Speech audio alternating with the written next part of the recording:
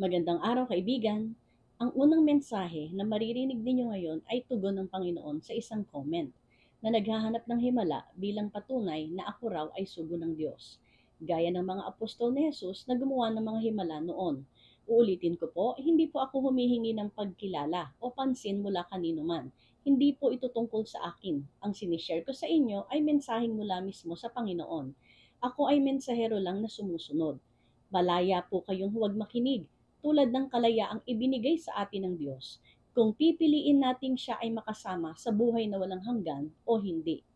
Ngunit dalangin ko na tayo ay magkaroon ng kababaang loob, ng paggalang sa kapwa at higit sa lahat paggalang sa salita ng Diyos. Dalangin ko rin na mas marami ang makinig at manampalataya at unawain ang sinasabi ng Panginoon dahil ito'y hindi biro, ito'y tungkol sa kaligtasan ng ating kaluluwa.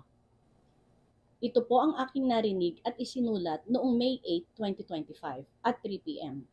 Sabi ng Panginoon, kailangan ba maghimala muna bago maniwala sa aking salita? Ano ba ang nasasabi? Di ba't sinasabi ko na kahit sino pwedeng magpalaganap ng aking salita kung ang kanilang puso ay nasa akin at nakatuon lang sa aking salita? Bakit kailangan pa ng himala? Naghimala din ako noon.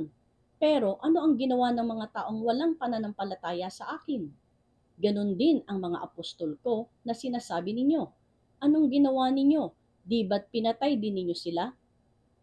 Kaibigan, nasa Biblia ang mga himalang ginawa ni Jesus habang siya'y nangangaral sa bayan ng Israel. Ang mga bulag nakakita, ang mga bingi ay nakarinig, ang mga paralisado ay nakalakad, ang mga ketongin ay gumaling, at pati ang mga patay ay muling nabuhay. Mga ebidensyang hindi maitatanggi na ito'y galing sa Diyos. Pero ano ang ginawa ng mga taong walang pananampalataya? Pinatay pa rin nila ang mga apostol ni Jesus. Ano ang ibig sabihin nito, mga kaibigan? Hindi himala ang hanap ng mga walang pananalig sa Diyos. Ang hanap nila ay paraan upang ipahiya, siraan at patahimikin ang lingkod ng Diyos.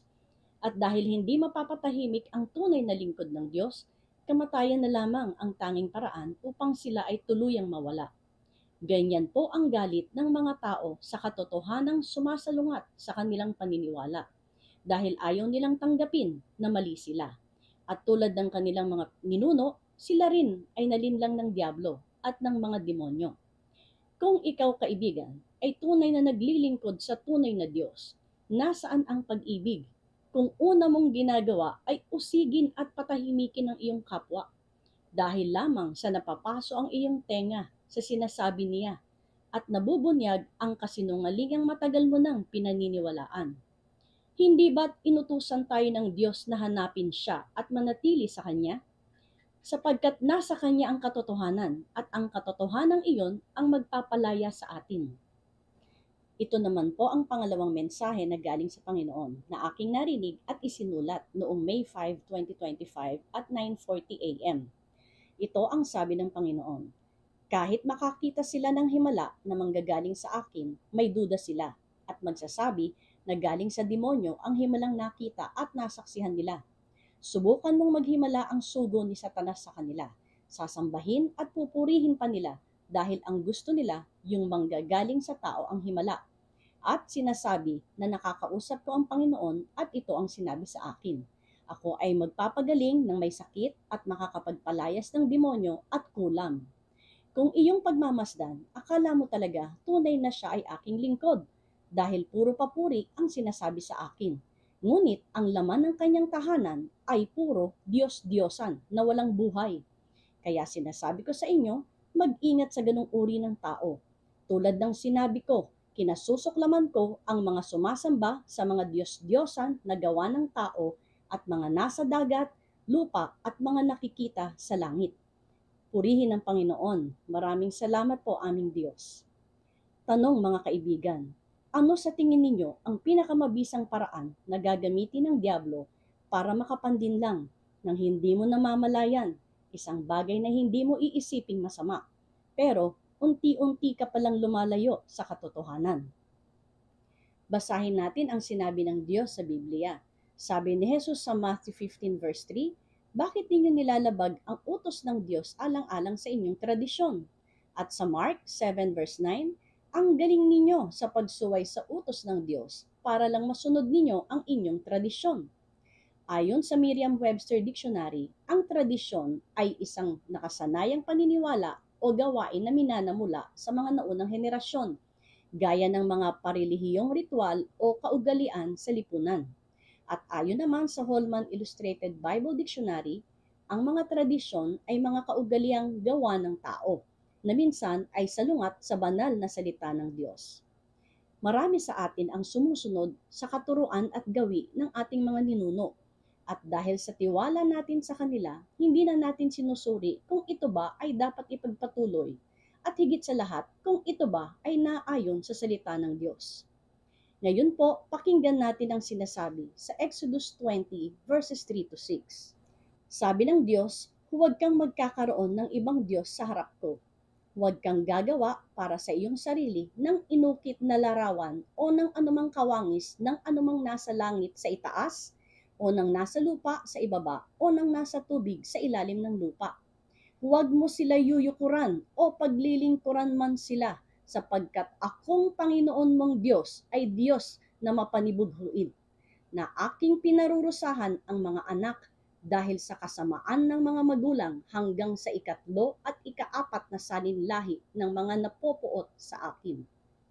Ngunit pinagpapakitaan ko ng wagas na pag-ibig ang libo-libong umiibig sa akin at tumutupad ng aking utos.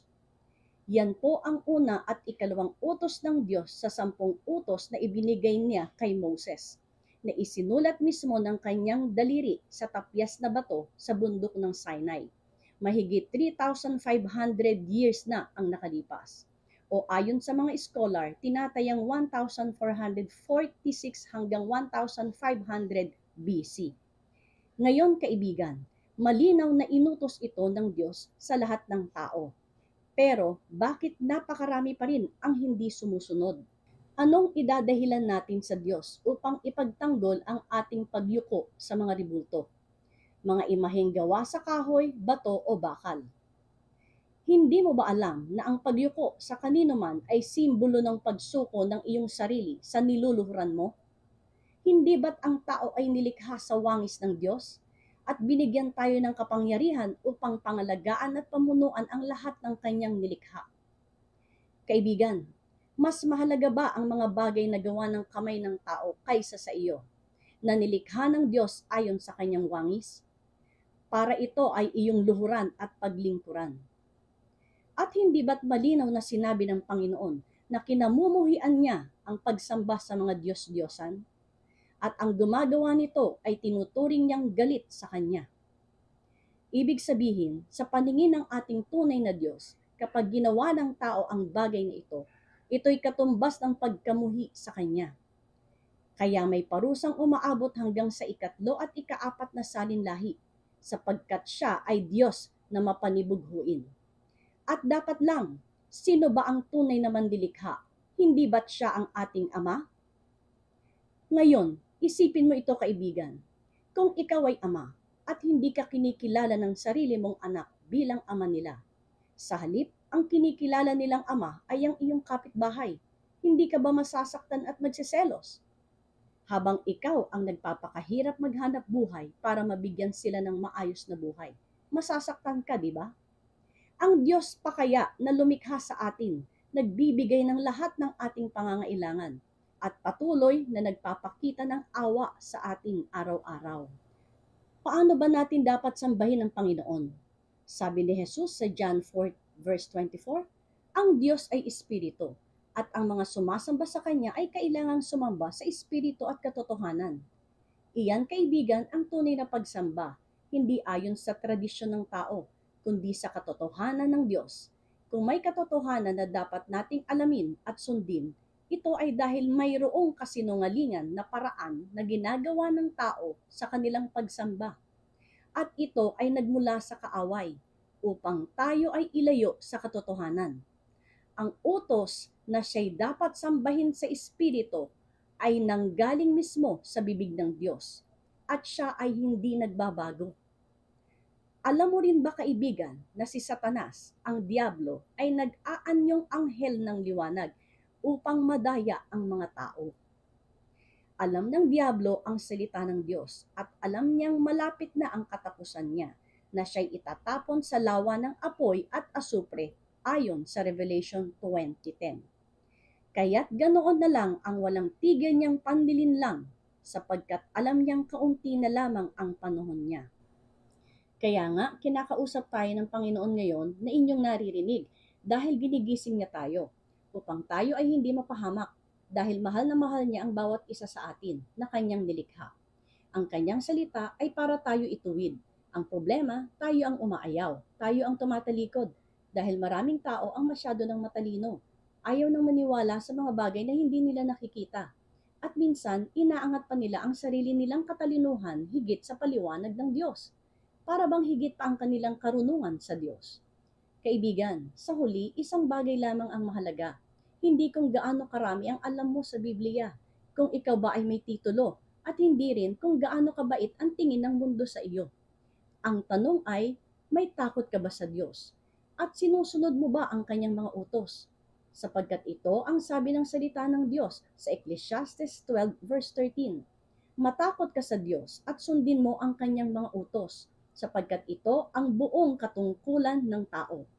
Yan ang ating layunin. Yan ang dahilan kung bakit tayo nabubuhay. Kaya makinig tayo sa katotohanan. Huwag nating sayangin ang buhay sa kasinungalingan ng kaaway. Manatili tayo sa kanyang salita, mamuhay sa katotohanan, at mamuhay para sa tunay na Diyos. Purihin ang Panginoon. Tayo po ay manalangin. Aming Ama na nasa langit, maraming salamat po sa iyong walang hanggang pagmamahal sa amin. Salamat din po sa buhay na iyong kaloob. Buksan mo po ang aming mga mata upang makita namin ang tunay na kaaway. Bigyan mo po kami ng lakas upang ito'y aming mapaglabanan sa pamamagitan ng kapangyarihan ng iyong Espiritu, na siyang iyong pangakong mananahan sa amin, gagabay sa amin at magpapaalala ng iyong salita.